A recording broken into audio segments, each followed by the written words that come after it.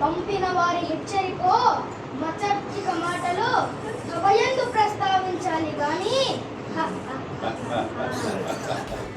వారి బల పరాక్రమాలు ప్రస్తుతి చేస్తే భయపడేవారే లేరు కదా.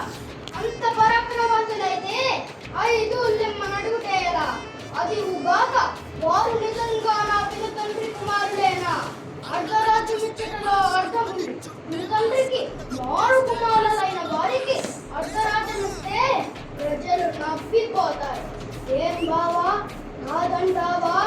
యమధర్మరాజు, వాయుదేవుడు, ఇంద్రుడు, అగ్ని దేవతలు నాకు ఎలా పిల్ల తండ్రిలోతాడు?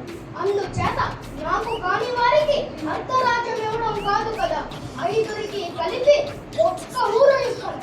అంతెందుకు సూది మనమోపునంత నేల కూడా ఇచ్చుటగల్లా ఇంకా బలపరాక్రమం అంటావా? అవి ఏ ఒక్కరు సొంతం ఎందుకు ఓటర్లు ఒకేలా ఉంటుంది. దైవాధీనాల తెలవాల్సింది కథన రంగంలో వారంతా వీరులైతే సమరానికి సిద్ధంగా ఉన్నామను.